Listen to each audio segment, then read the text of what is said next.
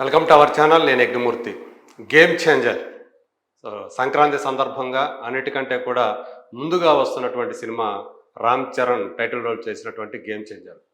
తమిళంలోని top director, ఇంకా చెప్పాలంటే ఇండియాలోని టాప్ డైరెక్టర్స్లో ఒకరైనటువంటి శంకర్ డైరెక్ట్ చేసినటువంటి వెరీ ఫస్ట్ తెలుగు మూవీగా ఇప్పుడు గేమ్ చేంజర్ మన ముందుకు రాబోతుంది జనవరి 10న. మరి ఈ సినిమాకి సంబంధించి ప్రొడ్యూసర్ దిల్ రాజు తెలంగాణలో, ఆంధ్రప్రదేశ్లో బెనిఫిట్ షోల కోసం, అలాగే టికెట్ రేట్లని పెంచుకోవటం కోసం చాలా ప్రయత్నాలు చేస్తూ ఉన్నారు. ఇప్పటికే కొన్ని రోజుల క్రితం ఆంధ్రప్రదేశ్కి వెళ్ళి మంగళగిరిలో అక్కడ ఉప ముఖ్యమంత్రి పవన్ కళ్యాణ్ గారిని కలిసి రావటం మనందరం కూడా చూసాము. ఆయన ఈ సినిమాకు సంబంధించినటువంటి గేమ్ చేంజర్కి సంబంధించినటువంటి ప్రీ రిలీజ్ ఈవెంట్ ఏదైతే ఉందో దానికి గెస్ట్గా పిలవడానికి వెళ్ళాను అని చెప్పేసి చెప్పారు. ఈరోజు అంటే ఆ సినిమా ప్రీ రిలీజ్ ఈవెంట్ రాజమండ్రిలో జరుగుతున్న సందర్భంగా అక్కడ ఉప ముఖ్యమంత్రి పవన్ కళ్యాణ్ చీఫ్ గెస్ట్గా వచ్చిన సందర్భంలోనే ఒకవైపు అది జరుగుతూ ఉండగానే, ఆ ఈవెంట్ జరుగుతూ ఉండగానే ఇంకోవైపు ఆ సినిమాకు సంబంధించి ఆంధ్రప్రదేశ్లో బెనిఫిట్ షోకి అనుమతినిస్తూ, అలాగే టికెట్ల రేట్లను పెంచుతూ ఏపీ ప్రభుత్వం ఉత్తర్వులు జారీ చేసింది.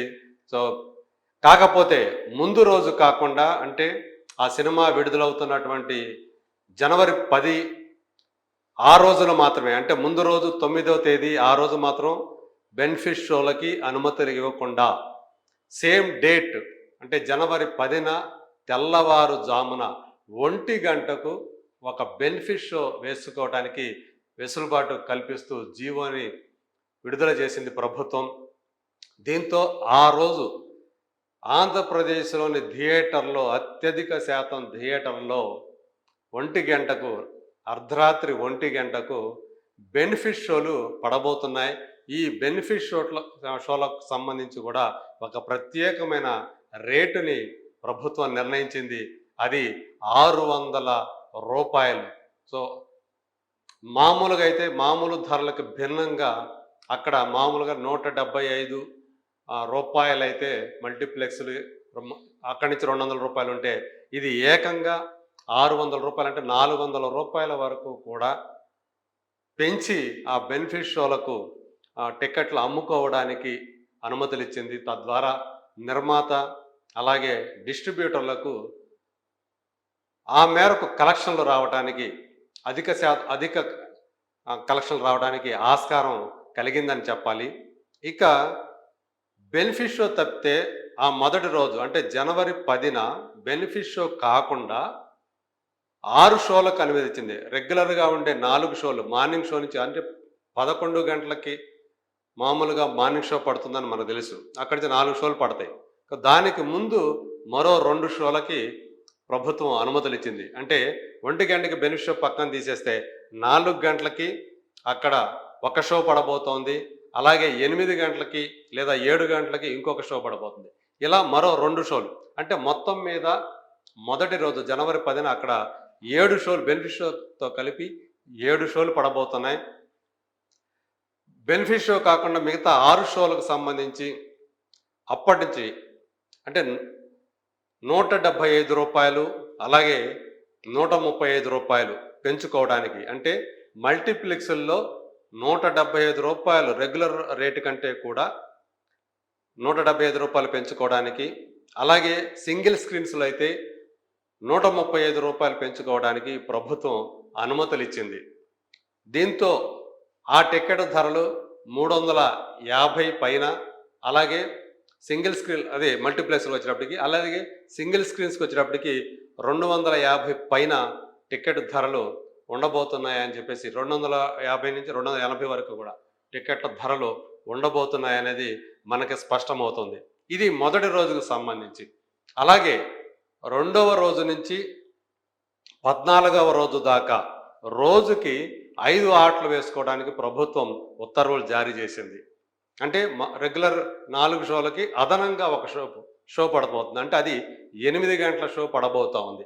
దీనికి కూడా ఇవే రేట్లు వర్తిస్తాయి. అంటే పెంచిన రేట్లు ఏవైతే ఉన్నాయో మల్టీప్లెక్స్లో రూ. 175, సింగిల్ స్క్రీన్స్లో రూ. 135. సో ఈ రేట్లని నిర్ణయిస్తూ ప్రభుత్వం ఉత్తర్వులు జారీ చేసింది.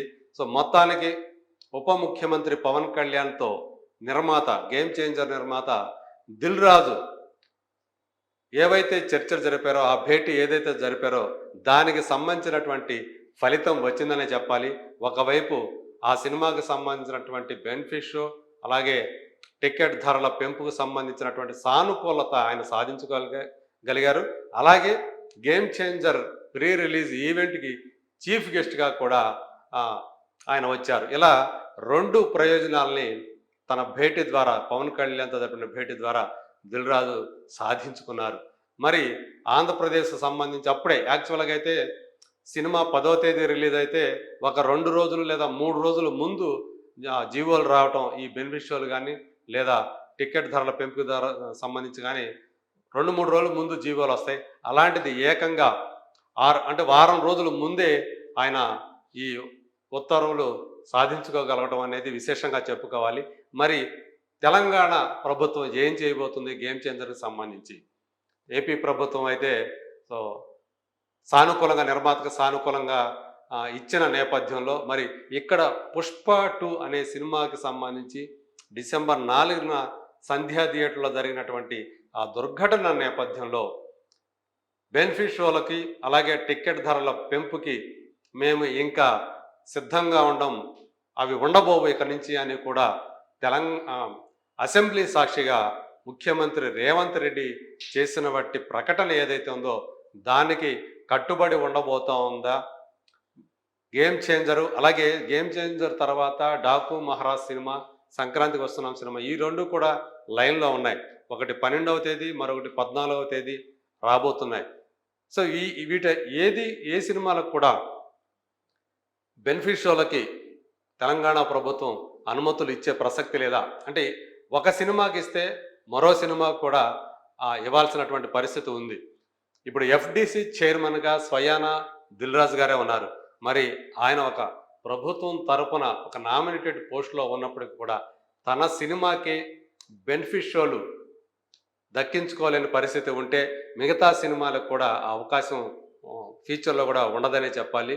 అలాగే టికెట్ ధరల పెంపు, ఒకవేళ బెనిఫిట్ షోకి కనుక అవకాశం ఇవ్వకపోతే దాని మీద ప్రభుత్వం కట్టుబడి ఉంటే, అంటే బెనిఫిట్ షో ఏదైతే జరిగిందో ఆ బెనిఫిట్ షో దగ్గరే ఈ దుర్ఘటన కూడా జరిగింది కాబట్టి ఇంకా బెనిఫిట్ షోల్ని పూర్తిగా రద్దు చేసేసి అదనపు షోలకి, అంటే ఆంధ్రప్రదేశ్ ప్రభుత్వం ఏదైతే 2 షోలు అదనంగా ఇచ్చిందో మొదటి రోజు, రెండో రోజు నుంచి 14వ రోజు వరకు ఏదైతే ఒక రోజు అదనంగా ఇచ్చిందో ఎక్స్ట్రా షోకి, అలాగే ఇక్కడ కూడా అదనపు షోలకి అవకాశం కల్పిస్తుందా లేదా? అంటే 4 గంటల షోకి నుంచి అలాగే ఇంకొకటి 8 గంటల షో, ఆ తర్వాత రెగ్యులర్ 4 షోస్, ఇలా 2 వారాల పాటు ఇస్తుందా? లేకపోతే ఆంధ్రప్రదేశ్ ప్రభుత్వం ఇచ్చినట్లు రెండో రోజు నుంచి 14వ రోజు వరకు కూడా ఒక అదనపు షోకి అవకాశం ఇస్తుందా?